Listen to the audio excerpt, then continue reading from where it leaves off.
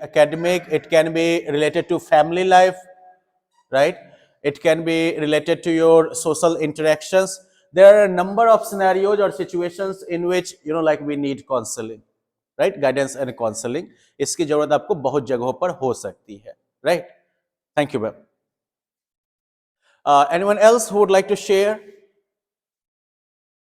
Can someone give me an example of how guidance or counseling may be required in spiritual matters? Spiritual, आध्यात्मिक मसले पे. Yes ma'am. Ma'am हमेशा umpire की तरह clean bowled का sign देती है. Yes ma'am.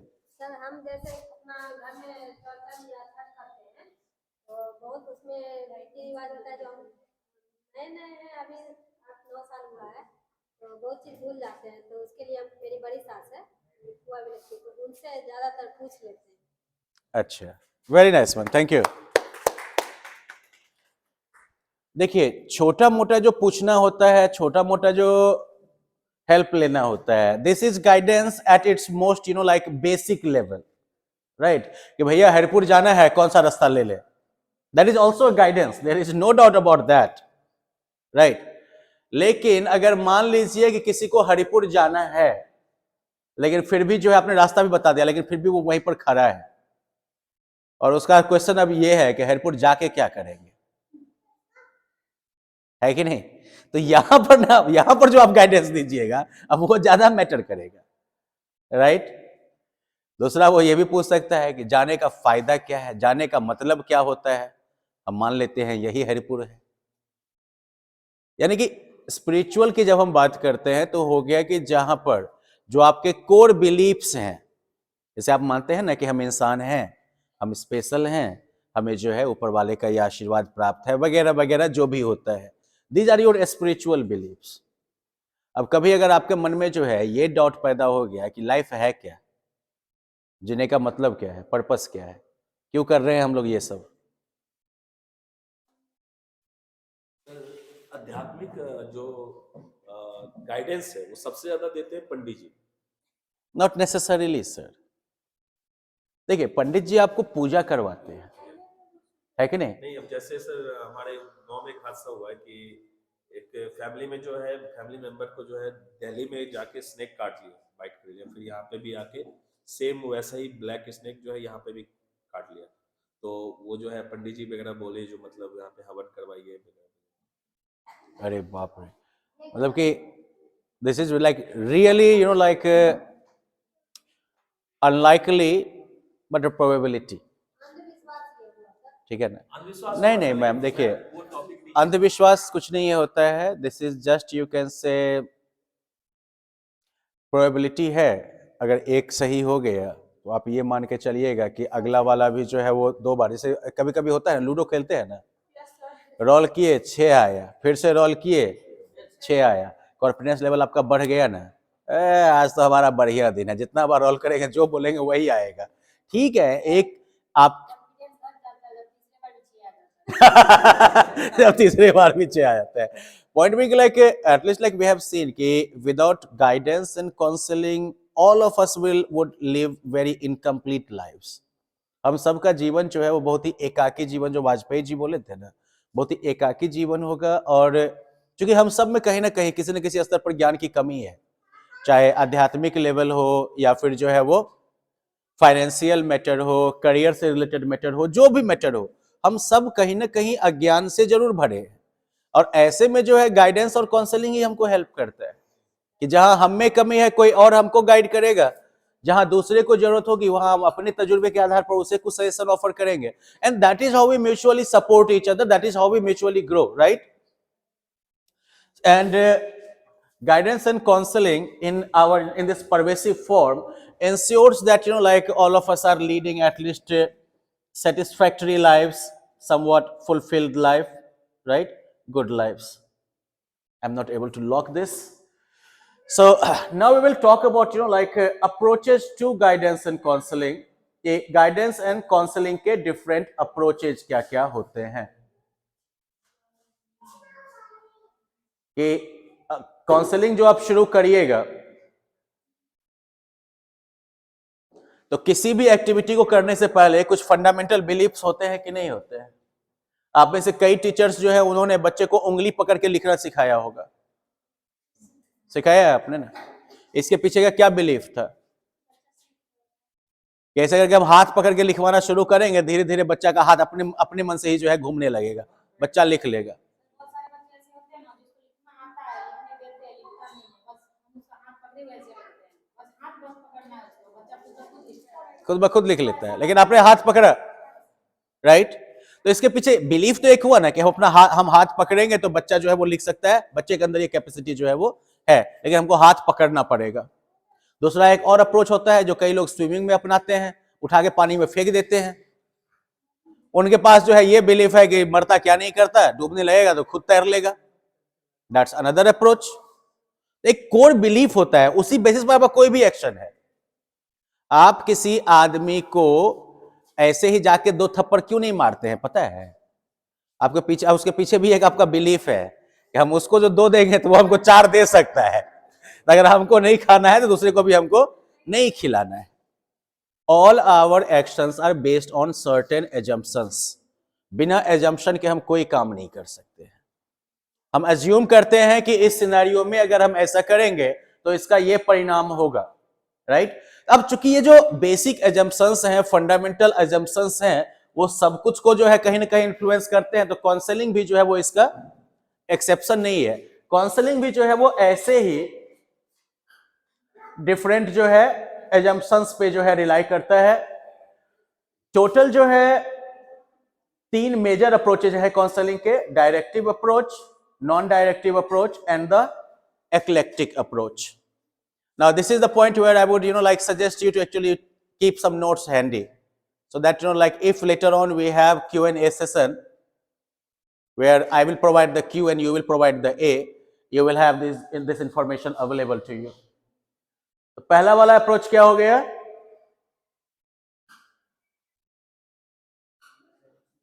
The directive approach. अब इसको जो है डिकंस्ट्रक्ट करके देखिए। डायरेक्शन से वर्ड क्या है? डायरेक्शन के जड़ में भी क्या है? वर्ड डायरेक्ट है ना। डायरेक्ट का मतलब क्या होता है?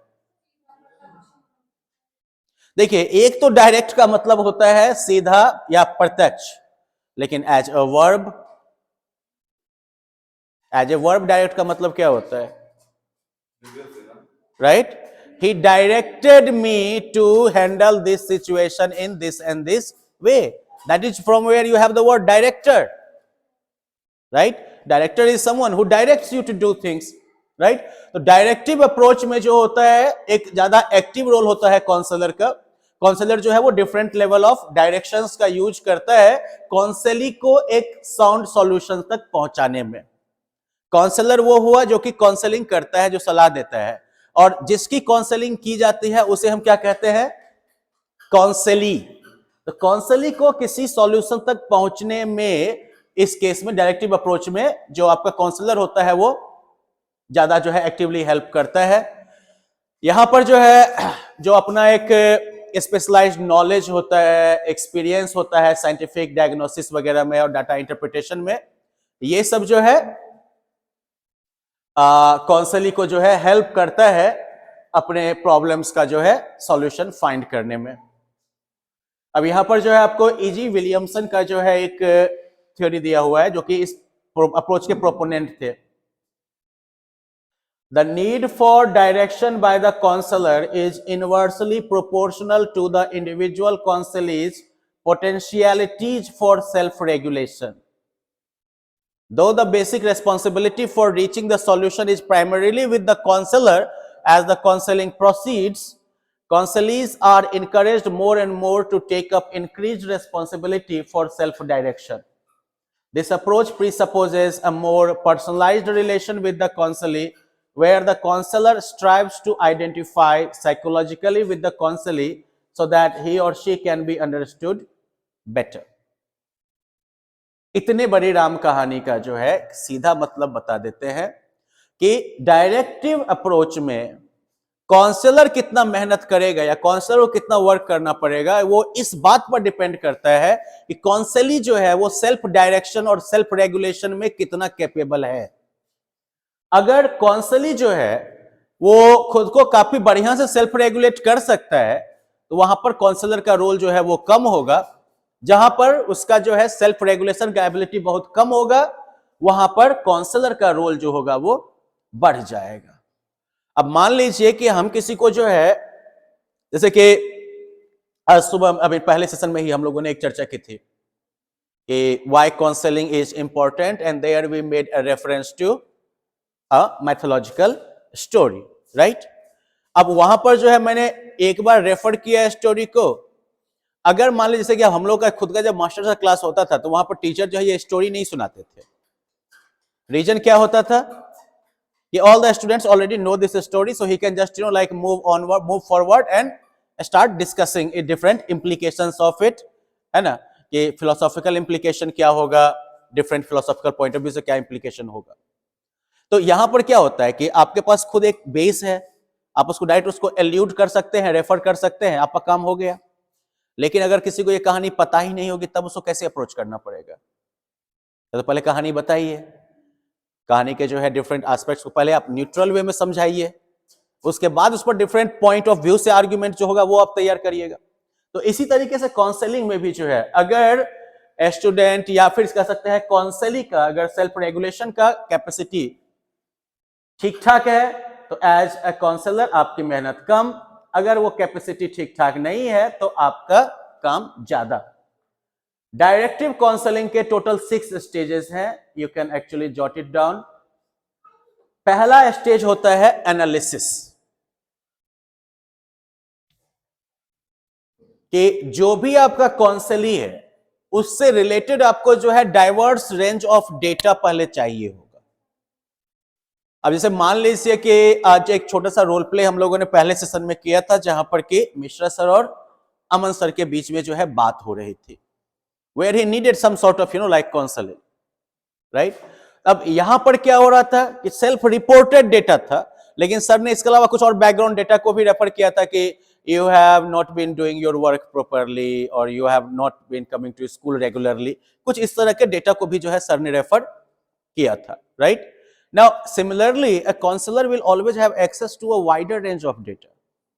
As a teacher for example, आपके पास भी जो है wider range of data है कि बच्चे का एकेडमिक परफॉर्मेंस क्या चल रहा है, क्लास टेस्ट में बच्चा कैसा परफॉर्म कर रहा है, क्लास पार्टिसिपेशन का लेवल बच्चे का क्या है, टीचर के कंप्लेन का जो है क्या रेशियो चल रहा है इस बच्चे का, कि डिसिप्लिनरी कोई प्रॉब्लम पोज कर रहा है या फिर नहीं पोज कर रहा है, मंथली जो है अटेंडेंस का रेशियो जो है बच्चे का क्या चल रहा है। So like all these data are available to you, right. तो इस डेटा के बेसिस पर जो है आप पहले से एक बेसिक अंडरस्टैंडिंग डेवलप कर लेते हैं ना, राइट।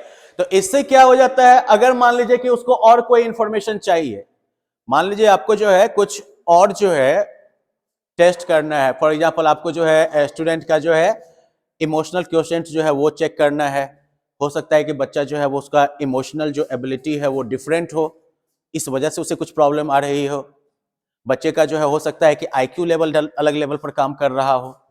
तो इससे रिलेटेड सर्टेन जो है साइकोलॉजिकल टेस्ट वगैरह भी होते हैं, वो भी आप तब कंडक्ट करके देख सकते हैं। जब आपके पास एक लार्ज सेट ऑफ डेटा होता है तो उसके बेसिस पर जो है उस डेटा को एनालाइज करके आपको एक बैकग्राउंड वाला जो इमेज है वो बन जाता है आपका, कि हाँ इस बच्चे के साथ ये ना ये पोटेंशियल प्रॉब्लम जो है वो हो सकती है। एनालिसिस के बाद कहां जाते हैं हम, सिंथेसिस पर जाते हैं। ये आपके पास तो अब different diverse range of data available है ना, तो डाइवर्स रेंज ऑफ डेटा को जो है आपने एनालाइज किया, राइट। तो अब उसके बेसिस पर जो है आपको अब ये पता चलता है कि भाई इस जो काउंसली मेरा है इसका स्ट्रॉन्ग पॉइंट क्या है, इसका वीक पॉइंट क्या है, राइट। किस मामले में ये जो है सही है और किस मामले में जो है ये गड़बड़ है, एडजस्टमेंट एंड मिस एडजस्टमेंट। जो गड़बड़ पार्ट होगा उसी पर ना काम करिएगा, और जो गड़बड़ पार्ट है उस पर भी काम करने के लिए आपको रिलाई किस पर करना पड़ेगा, जो सही पार्ट है उस पर, राइट। तो इसीलिए जो है उसका जो पूरा का पूरा एक आइडिया है वो आपको जो है आ गया। अब उसके बाद आता है डायग्नोस्टिक्स। पहला स्टेप क्या था, analysis of the data, gathering data and analysing data, based on that creating synthesis, where you understand the assets, liabilities, adjustment and misadjustments of the students. Then comes diagnosis. अब यहां पर जो है, जो भी मान लीजिए कि प्रॉब्लम एग्जिबिट किया जा रहा है काउंसलिंग के द्वारा, मान लीजिए कि स्टूडेंट के साथ जो है एंगर इश्यू है, या स्टूडेंट के साथ जो है क्या कह सकते हैं आप उसको, नॉर्म वायलेशन का इश्यू है कि वो क्लासरूम नॉर्म्स को जो है फॉलो नहीं करता है, या फिर हो सकता है कि वो स्टूडेंट के साथ जो है प्रॉब्लम यह है कि वो जो है रेगुलरली स्कूल नहीं आता है या बहुत चुप रहता है। जो भी आपको उसका प्रॉब्लम दिख रहा है, डायग्नोसिस में आप क्या करते हैं कि आप जो है एक बेसिक कंक्लूजन ड्रॉ करते हैं, कर सकते हैं कि किस तरह का प्रॉब्लम इसको हो रहा है, ठीक है ना। और कंक्लूजन जो है आप डिफरेंट सोर्सेस से ड्रॉ करते हैं। Next comes prognosis. प्रोग्नोसिस जो है वो क्या हो गया कि आगे फ्यूचर में जो है इस प्रॉब्लम के कंटिन्यू रहने से फ्यूचर में जो क्या क्या बदलाव आपको देखने को मिलेगा। अब ऐसे मान लीजिए कि आपको हल्का हल्का कंठ में कुछ कुछ ही होता है, डॉक्टर पहले ही बोल देता है ना कफ सिरप ले लीजिए, और नहीं तो कल होके आपका जो है कंठ जो है वो चौक हो जाएगा, राइट। उसके बाद भी अगर नहीं ध्यान दीजिएगा तब क्या होगा, ब्रीदिंग प्रॉब्लम आपको जो है हो सकती है, न्यूमोनिया हो सकता है, जो भी होना होगा अपना। This is called prognosis. तो फ्यूचर कोर्स ऑफ डेवलपमेंट क्या होगा, जो एग्जिस्टिंग प्रॉब्लम आपने आइडेंटिफाई किया है डायग्नोसिस के जरिए, अब उसकी वजह से फ्यूचर में क्या सब हो सकता है, that is covered by prognosis. और तब होता है असली वाला एक्शन, काउंसलिंग। काउंसलिंग जो है सबसे इंपॉर्टेंट हो गया, और यहीं पर काउंसलर की एक्सपर्टीज की जरूरत होती है। ये काफी पर्सनलाइज्ड होता है प्रोसेस। ये काउंसलिंग का प्रोसेस जो है, जैसे हमने बात की थी ना, ये काउंसलिंग जो है वो 10 आदमी के ग्रुप में जो है नहीं हो सकता है। काउंसलिंग हमेशा जो है कैसे इन्वायरमेंट में होता है, 1-on-1 होता है। ये सिर्फ सर्टेन काउंसलिंग जो होते हैं वो 2-on-1 होते हैं, that is called couples counselling, ठीक है ना। तो मान लीजिए कि दो इंडिविजुअल रिलेशन में अगर प्रॉब्लम आ जाती है, फादर सन में आ गया, फादर डॉटर में आ गया, इस तरह के फैमिली रिलेशंस में अगर 1-on-1 प्रॉब्लम आती है तो वहां पर जो है सिर्फ 2-and-1 का होता है, अदरवाइज जो है क्या होता है। अब इसके अलावा जो है, अब इसमें जो है क्या सब हो सकता है, तो इसमें तो एक तो ये होता है कि गाइडेड क्वेश्चंस पूछे जाएंगे। ये काउंसली जो होगा उससे जो है काउंसलर जो है कुछ क्वेश्चंस पूछेगा, उसको सर्टेन जो है वो एडवाइस देगा। कभी कभी जो है इसमें रोल प्ले वाला भी सीन आता है, जहां पर काउंसलर बोलेगा कि चलो ठीक है, अब हम तुम्हारे जो है टीचर बन जाते हैं, तुम जो है स्टूडेंट की तरह आओ और हमसे जो है बात करो तुम। अब तो रोल प्ले सब भी किया जा सकता है, राइट। अब ये जो काउंसलिंग का प्रोसेस होगा, इसमें क्या क्या स्टेप आएगा, assisting the student in self appraisal. Appraisal का मतलब क्या होता है, सेल्फ अप्रेजल। कॉर्पोरेट टर्म में भी आप लोगों ने जो है कई बार जो है ये जॉब अप्रेजल के बारे में सुना होगा। बेसिकली जहां पर आप जो है असेसमेंट करते हैं, खुद को जो है एसेस करते हैं कि भाई आपके इंटरेस्ट क्या है, आपके मोटिव्स क्या है, आपके कैपेबिलिटीज क्या है। तो ये सब किस चीज में आता है, सेल्फ असेसमेंट में। सेल्फ असेसमेंट के बाद जो है दूसरा क्या हो गया कि काउंसलर, दूसरे स्टेप में काउंसलर क्या करेगा, तो अब जो है काउंसली को वो हेल्प करेगा फ्यूचर प्लान ऑफ और कोर्स ऑफ एक्शन जो है प्लान करने में, जिसमें कि वो अपने उन मोटिव्स, कैपेबिलिटीज सबका जो है यूटिलाइजेशन कर सके। और थर्ड स्टेज आएगा जहां पर कि वो उसको हेल्प करेगा एक अडेप्टिव लाइफ स्टाइल डेवलप करने में, जहां पर कि उसने जो है उन चैलेंजेस को ओवरकम कर लिया है, उस मुताबिक अब उसने खुद को अडेप्ट कर लिया है। अडेप्ट करने का मतलब समझते हैं कि नहीं,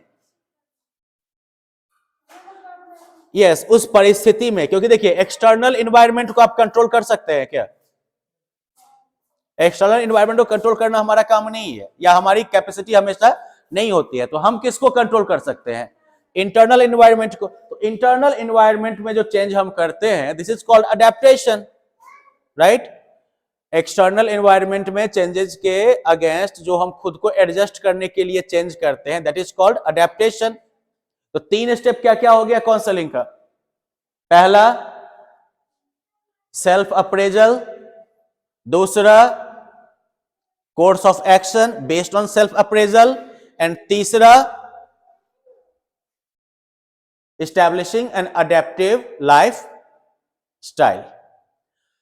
अब देखिए, ये जो पहला वाला काम आपका होता है सेल्फ अप्रेजल वाला पार्ट, तो अप्रेजल वाले पार्ट के लिए भी जो है आपको दो तरह का डेटा चाहिए होता है, self perceive data and data from external appraisal.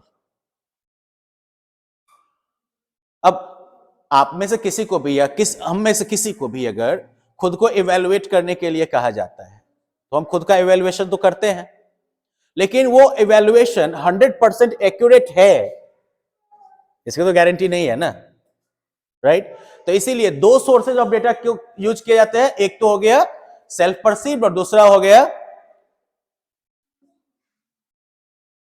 Right. तो अब इससे क्या हो जाएगा,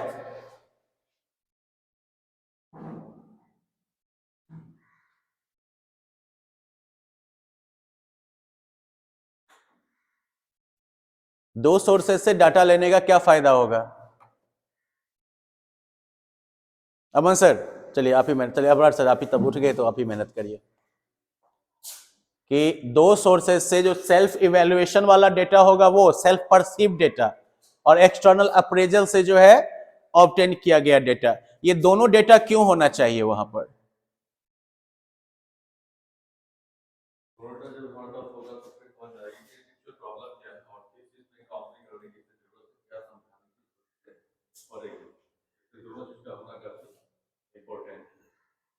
yes, very nice, thank you sir. जब दो सोर्सेज ऑफ डेटा होंगे हमारे पास तो हम जो है क्रॉस एग्जामिन भी कर सकते हैं। Yes mister sir.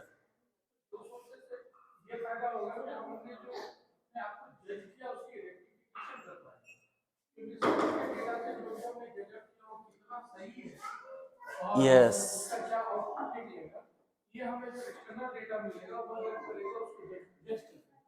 बिल्कुल, वेरी नाइस सर। तो बेसिकली जो है जब भी हमारे पास दो सोर्स ऑफ डेटा रहेगा तो हम 100% कॉन्सेली पर डिपेंडेंट नहीं ना है कि वो जो बताएगा उसी मुताबिक मुझे काम करना है। हमारे पास भी अब जो, तो I am also starting from A position of knowledge. Yes ma'am.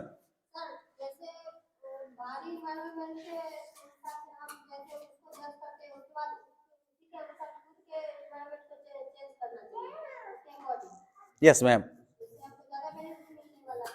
Very nice ma'am, thank you ma'am. Right, तो हमने क्या देखा था कि इस डाटा के सोर्सेज जो है वो दो हो सकते हैं, राइट? ठीक है, अब इस क्वेश्चन को यही स्टॉप करते हैं हम लोग। डेटा के दो सोर्सेज हो गए, एक कौन सा हो गया, जो सेल्फ असेसमेंट बेस्ड डेटा जो हो गया, सेल्फ परसीव्ड जो डेटा है, जो कि हमें किससे मिलेगा, कॉन्सेली से मिलेगा। अरे हमको तो अभी काउंसलर के तौर पर सोचना है ना, डाटा तो हमको एनालाइज हम क्या करेंगे, डाटा करेंगे ना काउंसलर के तौर पर। तो हमको एक तो हमको जो है जो काउंसली का जो सेल्फ रिपोर्टेड डेटा है वो हमको मिलेगा, दूसरा हमको जो है एक्सटर्नल सोर्स से भी हम डेटा कलेक्ट करेंगे। रीजन ये है कि अगर काउंसली को पता है कि काउंसलर को कुछ नहीं पता है तो हमको कुछ भी चूरन लगा के चला जाएगा। तो हम भी जो है अगर नॉलेज या इंफॉर्मेशन वाले पोजीशन से जब हम बात करेंगे तो हम एक्चुअली में उसके बिहेवियर को बढ़िया से इंटरप्रेट कर सकते हैं। This is the premise of directive approach, कि डायरेक्टिव अप्रोच में जो है ये प्रेमिस रखा जाता है। और इसमें एक और चीज होगी कि जब आप बात कर रहे होंगे, राइट, तो यहां पर जो है अब काउंसली का जो है चेहरा का एक्सप्रेशन क्या हो रहा है, वर्बली वो किस तरह के लैंग्वेज का यूज कर रहा है, इन सभी चीजों को भी आपको ऑब्जर्व करना है। That is providing you more data. अब इसे मान लीजिए कि वो कह रहा है कि नहीं नहीं सब बढ़िया है, सब बढ़िया है, तो अब यहां पर जो है सब बढ़िया है, that is the verbal data. लेकिन नॉन वर्बल डेटा क्या है कि बोलते वक्त उसका आंख जो है वो बार बार नीचे जा रहा है, so possibly he is trying to hide something, right? Probably he is not being very direct, maybe he is not feeling confident enough to share his or her ideas। तो इसलिए जो है इस पूरे प्रोसेस में भी जो है आपको लगातार ये डेटा मिलता रहेगा। हाँ, बीच में एक चीज जरूर ध्यान दिया जाता है इसमें कि कन्फ्रंटेशन वाला सिचुएशन नहीं आना चाहिए। अब ये नहीं कि अगला कुछ बोल रहा है, अगला बोल रहा है कि हम पढ़ाई करते हैं बढ़िया से, और आप पटाख से उसको बोल दीजिएगा क्या क्या बात कर रहे हो, तुम्हारा तो रिजल्ट खराब आ रहा है, तब क्या हो जाएगा, ब्रेकडाउन उधर ही हो जाएगा। तो ये चीज अवॉइड करना है। अब चलिए फाइनल स्टेप जो होता है डायरेक्टिव अप्रोच में, वो क्या होता है? Follow up.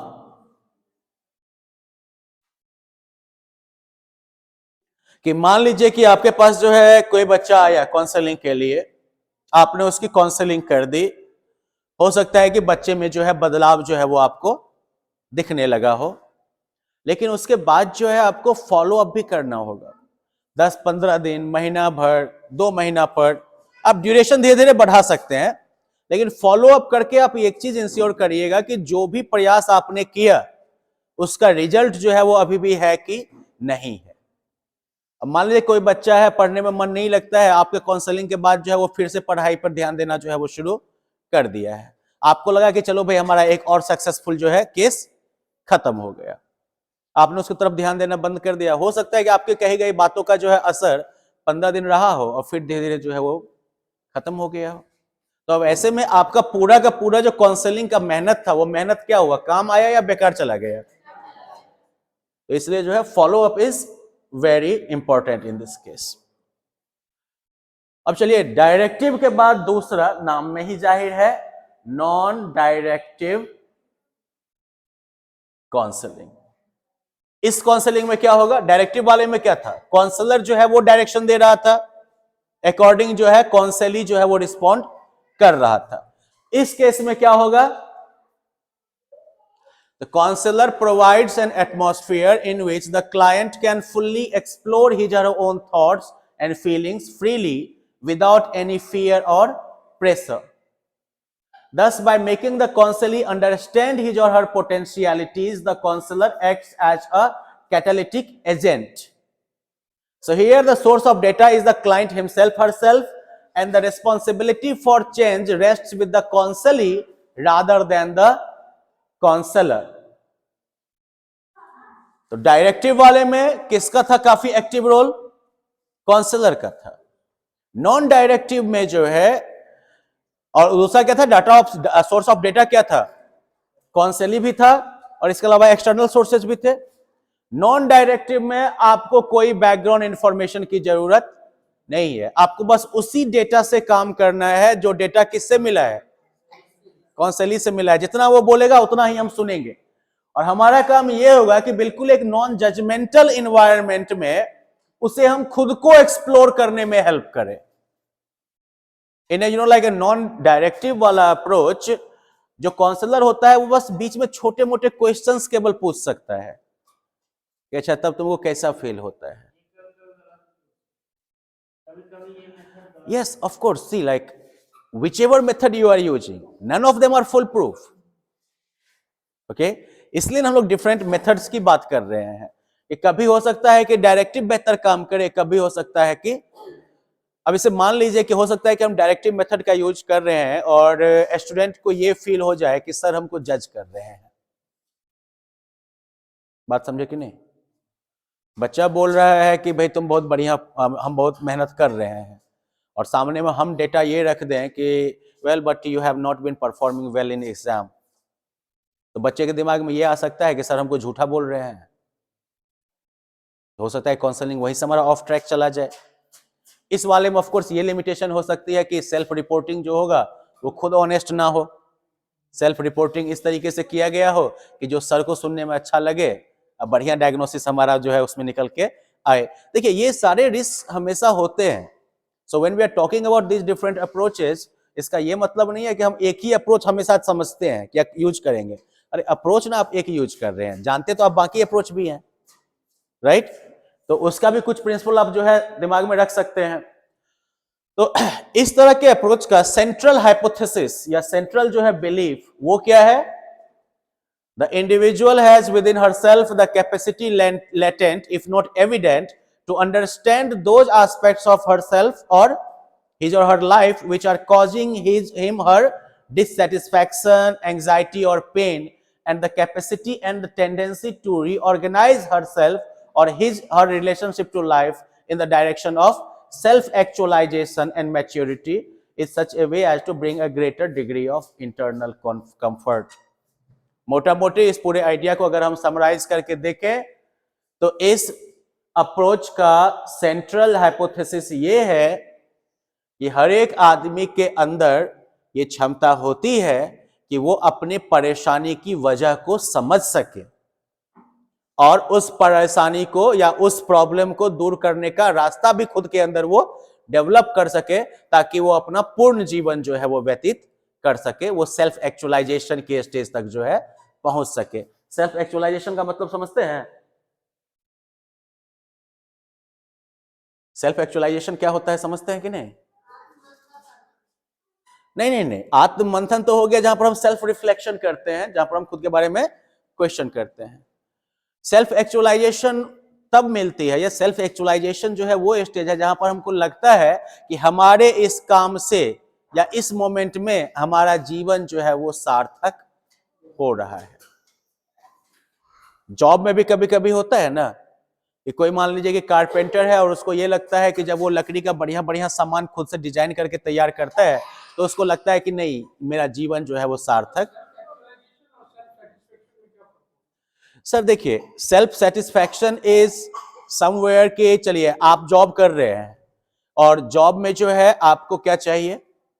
सैलरी चाहिए, राइट? जॉब में सैलरी चाहिए एक तरफ आपको, दूसरी तरफ आपका जॉब में ये भी एक्सपेक्टेशन होगा कि हम जो काम बच्चे को पढ़ा रहे हैं, बच्चा जो है वो चीज समझ जाए।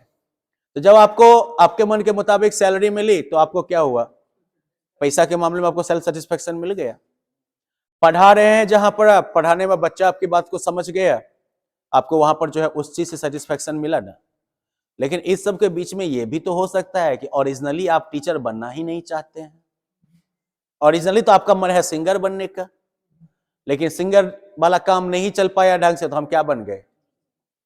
तो ऐसे केस में जो है टीचिंग में आपको सेल्फ एक्चुअलाइजेशन अचीव नहीं होगा। आप काम कर रहे हैं, काम बढ़िया से कर रहे हैं, लेकिन उस काम से आपके अस्तित्व की सार्थकता साबित होती है, आपका एग्जिस्टेंस मीनिंगफुल होता है आपकी नजर में अगर, then that is called actualization, and that is when we achieve complete harmony in our lives.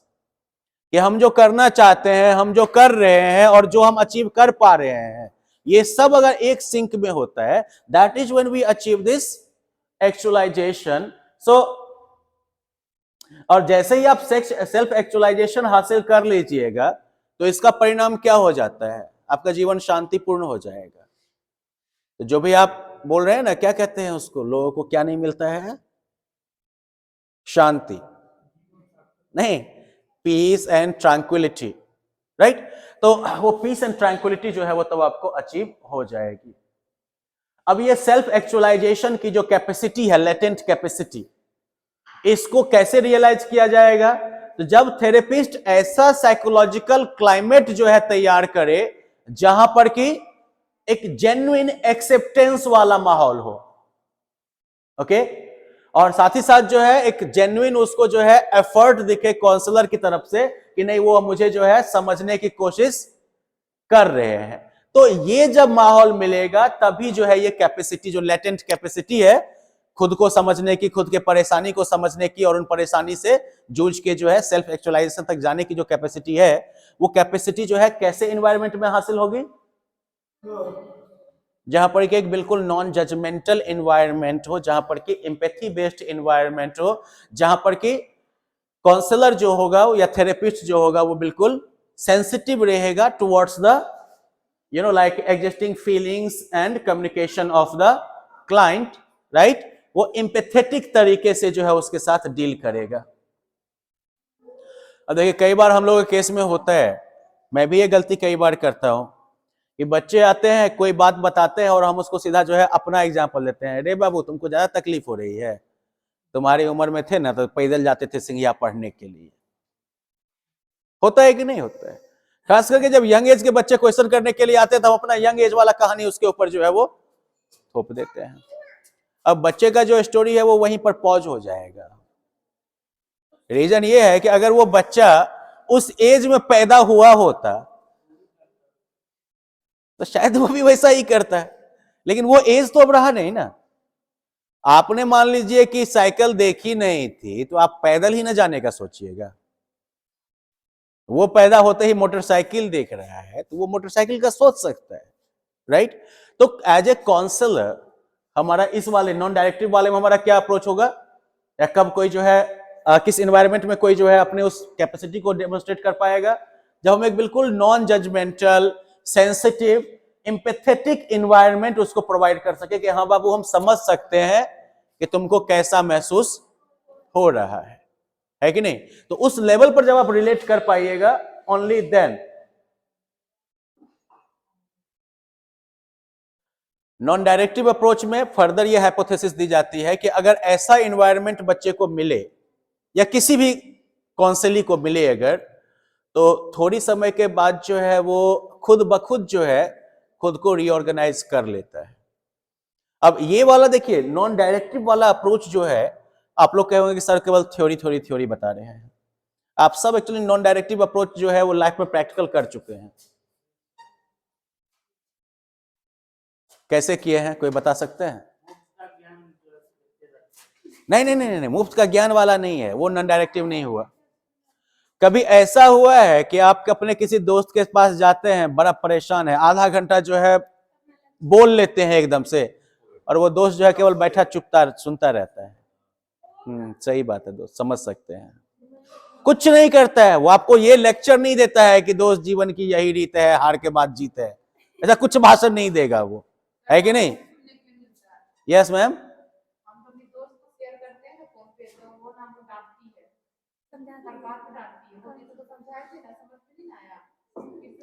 That's directive approach. वो भी काउंसलिंग ही कर रही है, लेकिन वो जो है डायरेक्टिव वाले अप्रोच से कर रही है कि हमारे पास जो है तुम्हारा सेल्फ रिपोर्टेड डाटा भी है और हमारे पास जो है एक्सटर्नल डाटा भी है, हम मिला के देख लिए तुमको ये नहीं ये चाहिए रास्ता। लेकिन नॉन डायरेक्टिव वाले में क्या होता है कि आप जाते हैं या फिर आपके पास कोई आता है, आधा घंटा अपना दुखड़ा जो है वो सुनाता है, आप ज्यादा से ज्यादा बोलते हैं हाँ देयर कोई बात नहीं है, होता है, मैं समझ सकता हूं तुम्हारी बातों को, राइट। और इसके बाद जो है आधे घंटे के बाद देखिएगा वो आदमी जो है अपना मुंह कान सब पोंछ लेगा, ठीक है दोस्त मिलते हैं, और तक देखिएगा उसका मूड चेंज हो चुका है। रीजन क्या है कि सब कुछ वही बोल के जाएगा, क्या परेशानी है ये भी बताएगा, किसकी वजह से परेशानी हुई है ये भी बता देगा, उसका अपना क्या उसमें रोल रहा है वो भी वो बोल देगा, अगर आप चुप नहीं तो, है ना। और उसके बाद जो है वो बोल देगा, वो ये भी बता देगा कि समाधान क्या है अब इसका, और उसके बाद चल देगा। आपको देखिए, आपको हंसी आ सकती है, ये सब बात खुदे बोल के चला गया, नहीं हंसने वाली बात नहीं है, आपने एक्चुअली बहुत बड़ा रोल वहां पर प्ले किया है। 90% लोग जो होते हैं वो 5 मिनट के अंदर में कोई ना कोई जजमेंट पास करते हैं, ए क्या रे मर्द होके रो रहा है, चुप हो गया। काउंसलिंग क्या होगी वहां पर उसकी तीसरा केस डेवलप हो जाएगा उसके साथ, है कि नहीं। बहुत सारे लोग जो होते हैं फिर वो थोड़ा सा सुनाया नहीं कि अपना खिस्सा पिहानी ही चालू कर देते हैं, अब बेचारा वो अपना सुनाने आया था वही अब आधा घंटा सुन रहा है, that is not going to work either, right. तो नॉन डायरेक्टिव अप्रोच जो है, देखिए हम सब कहीं ना कहीं डायरेक्टिव और नॉन डायरेक्टिव दोनों अप्रोच हम लोग अपने लाइफ में एक्सपीरियंस किए हुए हैं। अगर आप बहुत ही डीपर लेवल पर खुद को रिफ्लेक्ट करिएगा, ऑनेस्टली अपने लाइफ पर रिफ्लेक्ट करिएगा, both type of counselling services we have already utilised in our lifes. कहीं कहीं हम दूसरों को जो है ये काउंसलिंग ऑलरेडी प्रोवाइड कर चुके हैं। हाँ, लेकिन प्रॉब्लम क्या है कि हम लोगों ने जो है ये अनकॉन्शियसली या अनअवेयर कंडीशन में ये यूटिलाइज किया था, हमको इसके पीछे का थ्योरी नहीं पता था, और इसीलिए जो है वो प्रैक्टिस नहीं कहलाएगा। क्योंकि प्रैक्टिकल कब होता है, जब आपको थ्योरी पता होगा, तब अगर आप करते हैं वो चीज, तब ना वो प्रैक्टिकल कहलाएगा। तो अब जब आगे से आप ऐसा ही कोई सेशन किसी के साथ शेयर करिएगा जहां पर कोई आपके सामने में अपना सुनाएगा, या फिर आप कहीं किसी दूसरे के पास जाकर सुनाइएगा, मन हल्का करिएगा, कोट अनकोट, है ना। तो बेसिकली आप समझ जाइएगा कि actually right now I am facilitating what, non directive counselling to my dear friend, है ना। और अगर सब कुछ ठीक ठाक रहा तो 2-4 महीना के बाद अपना फीस भी जो है वो हम मांग सकते हैं, राइट।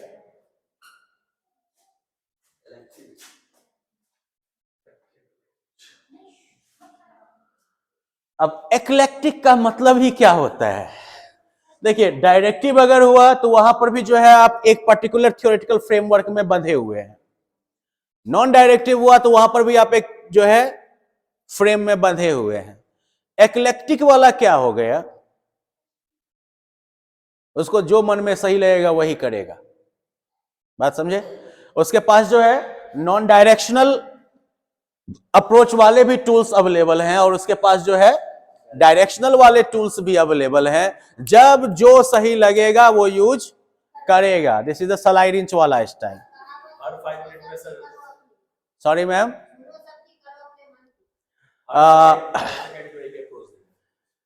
मैम ये जो है एक और बड़े क्वेश्चन की तरफ हमको लेके जाता है कि हमारा मन है क्या। आपका मन, आपको लगता है कि आपका मन है, वो आपका मन नहीं है। वो मन जो है वो आपको अपने परिवार से मिला है, आपके अपने समाज से मिला है, आपके दोस्तों से मिला है, आपके टीचर से मिला है। आपका मन ओरिजिनली तो ब्लैंक था, खलिया सिलेट। तो जो जो लिख दिया है उसी मुताबिक आपको लगता है कि ये मेरा मन है। 2 साल अगर इन्वायरमेंट चेंज हो गया आपका मन ही बदल जाएगा। तो इसीलिए जब हम कहते हैं कि नहीं हम अपने ही मन का करते हैं, तो यहां पर भी हम खुद को ही झूठ बोल रहे हैं, क्योंकि हमको खुद ही नहीं पता कि हमारा मन किधर से है। क्या समझे, हमारे मन को किसने किस तरह से मोड़ा है, वी डोंट नो दैट।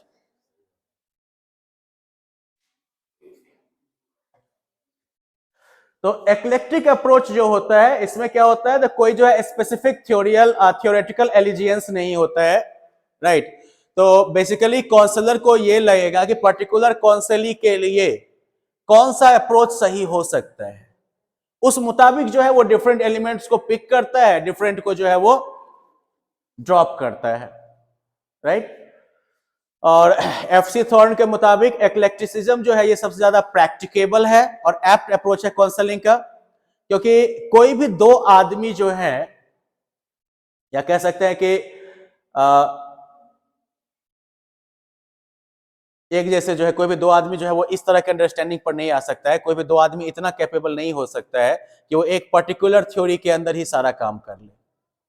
अब फॉर एग्जाम्पल मान लीजिए कि अगर जो है आपका डायरेक्टिव अप्रोच आप लेते हैं, राइट।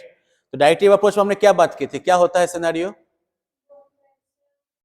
एक सेल्फ रिपोर्टेड वाला डेटा आएगा और दूसरा जो है वो कहां से आएगा, आप एक्सटर्नल डेटा को जो है, आपके पास एक्सटर्नल डेटा अवेलेबल है, लेकिन अगर आपका काउंसली जो है वो लगातार केवल झूठ ही बोलता रह जाए,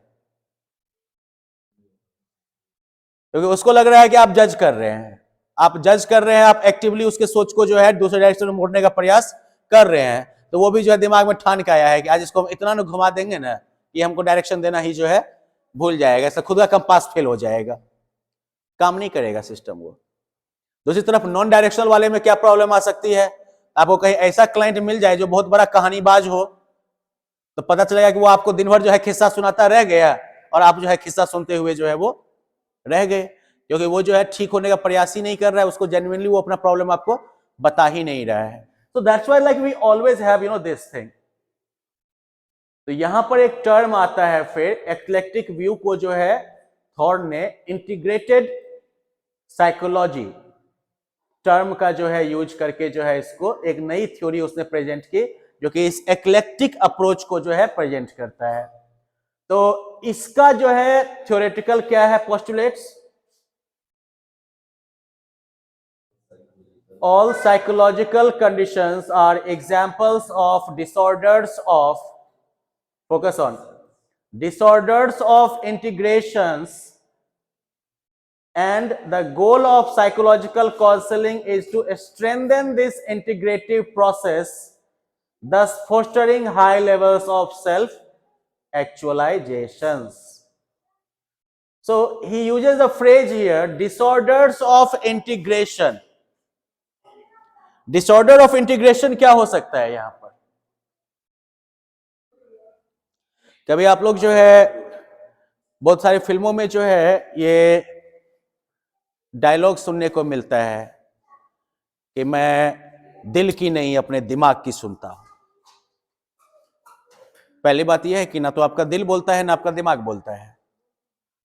दूसरी बात यह है कि आपका दिल सिर्फ धड़कता है, उसको जो है सोचने से जो है कोई मतलब नहीं है। Everything is happening in your brain only, but of course your brain is thinking many things tangentially, अलग अलग लेवल पर आपका ब्रेन जो है बहुत सारी चीजें सोच रहा है। सर, इस चीज को इस तरह से देखिए, I do not take decision by heart, I take by decision by brain. Yes sir. जो ये चीज कहते हैं कि मैं दिल से नहीं दिमाग से काम करता हूँ, तो उसके पीछे ये रहता होगा कि I do not take any decision emotionally, yes sir. I take decision from my thinking. I take decisions. नहीं, यही चीज तो मैं कह रहा हूं कि बेसिकली जो हम लोग यहां पर ये भी जो बात कर रहे हैं कि मैं जो है अपने हार्ट से नहीं अपने दिमाग से लेता हूं, तो यहां पर लोगों के कहने का मतलब ये हो जाता है कि I don't rely on my emotions, I take rational decisions. ये लोगों के कहने का मतलब होता है।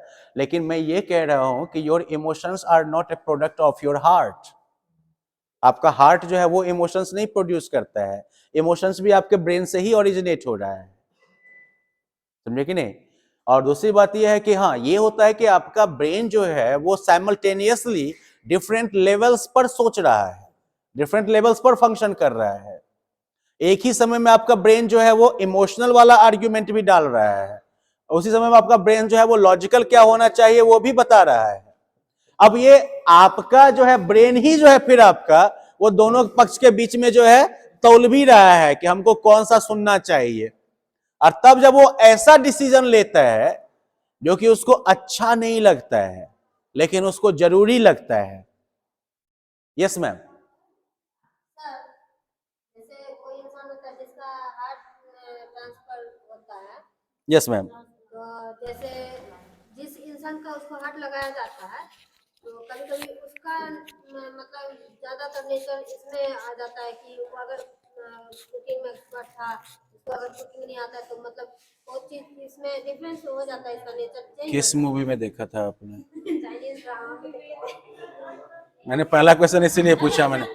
होता है।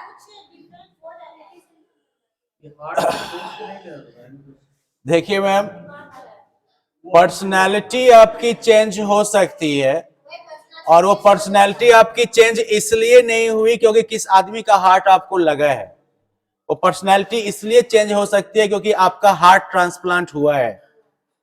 तो जब ऐसा लाइफ एंड डेथ सिचुएशन आता है ना मैम, तो बड़े बड़े की पर्सनालिटी चेंज हो जाती है। बात समझे कि नहीं? अरे आप एक बार आपने देख लिया ना कि मेरा जीवन जो है वो कितना खत्म होने वाला था, these are my loved ones वगैरह वगैरह, तो हो सकता है कि हार्ट ट्रांसप्लांट के बाद अचानक से आप फैमिली के प्रति ज्यादा केयरिंग हो जाए। हार्ट ट्रांसप्लांट के बाद हो सकता है कि आप वैसा काम ज्यादा करना पसंद करें जो आपकी हॉबी रही थी, जिस पर कि आपने अभी तक ध्यान नहीं दिया। तो ये हार्ट ट्रांसप्लांट या हार्ट के बदलने का असर नहीं है, हार्ट के बदलने का असर है। खुद को मरने के करीब देख लिया ना, तो जो लाइफ एंड डेथ सिचुएशन हुआ है उसकी वजह से ये बदलाव आता है। हाँ, बाद बाकी जो है मैंने क्या कहा कि हमारे यहाँ तो फिल्में ऐसी भी बनी है जुड़वा जैसी, जहां पर कि एक को जूता लगता है तो दूसरा जो है वो गाल सहलाता है ना। कौन सा वाला? हाँ, किसने कहा मैम आपको? किसने कह दिया आपको? नहीं मैम, ऐसा नहीं होता है। उनमें बहुत सारी सिमिलैरिटीज हो सकती हैं। देखिए यहां पर जो है ना एक सोशल कॉग्निटिव थ्योरी है, मैस्लोव उसके जो है प्रोपोनेंट हैं। आप में से जो कोई भी अगर चाहे बीएड के कोर्स में जाएंगे, वहां पर मीडिया की पढ़ाई करेंगे या मैनेजमेंट में जाएंगे, तो डिफरेंट कॉग्निटिव थ्योरीज की बात होती है। तो सोशल लर्निंग थ्योरी के जो प्रोपोनेंट्स है उन्होंने इस पर एक्चुअली एक्सपेरिमेंट करके देखा है, ठीक है ना। और जो आइडेंटिकल ट्विंस होते हैं, जहां पर एक ही अंडा दो टुकड़े में बंटता है और एग्जैक्टली सारा क्रोमोसोम सेट एक जैसा होता है, वैसे बच्चे भी अगर एक बच्चा एक परिवार में रहा है, परिवार ए के साथ, और दूसरे ट्विन को अगर परिवार बी के साथ भेज दिया गया है, तो मुंह कान सब मैच हो जाएगा, कैरेक्टर मैच नहीं करता है, थिंकिंग मैच नहीं करता है। देखिए फेस अब देखिएगा, आइडेंटिकल ट्विंस इसी को कहते हैं ना, कि जब मान लीजिए कि एग का फर्टिलाइजेशन होता है और जाइगोट फॉर्म होता है, कभी कभी उसी वाले स्टेज में क्या होता है कि जब तेजी में एग रेप्लिकेट कर रहा होता है, उसी समय में वो गोला जो होता है वो टूट जाता एम्ब्रियोनिक स्टेज में ही जो है वो बॉल दो टुकड़े में बट गया। तो दो टुकड़े में बट जाएगा तो वो आइडेंटिकल ट्विन होगा, उसका एक एक लक्षण मिलेगा, लेकिन कौन सा वाला? फिजिकल वाला। दूसरा जो होगा वो उसका नहीं मिलेगा, ठीक है ना। और बाकी दूसरे तरह के ट्विंस होते हैं जहां पर कि मान लीजिए गलती से जो है एक बार में दो एग अगर रिलीज हो गया और दोनों फर्टिलाइज होगा ही होगा तब तो वैसे केस में जो होगा उसका तो मुंह कान भी आपको डिफरेंट मिल जाएगा। लेकिन जो आइडेंटिकल ट्विंस हैं इनमें भी ये गारंटी नहीं होगी कि उसका बिहेवियर क्या होगा, समझे कि नहीं। यही वजह है कि अभी तक में जो है चाहे क्रिमिनल साइकोलॉजी हो या किसी भी फील्ड में जो है जो जेनेटिक्स बेस्ड वाला जो आर्ग्यूमेंट है उसको बहुत ज्यादा जो है वैल्यू नहीं दी गई है, क्योंकि सोशल जो एलिमेंट है या सोशल जो इन्फ्लुएंस है वो सबसे ज्यादा जो है प्रभावी अभी भी देखा जा रहा है। इसीलिए मैंने आपको कहा था कि आपका मन क्या है ये आपको भी नहीं पता है, क्योंकि सोशल कॉग्निटिव थ्योरी के मुताबिक हमारा मन जो है वो किससे बन रहा है? ब्रेन तो मान लीजिए कि चलिए ठीक है। Yes sir, yes sir, age to age सब कुछ फेस मिलता है, सब कुछ मतलब एक्यूरेट मिलता है, पता नहीं चलता है जो छोटा कौन है बड़ा कौन है।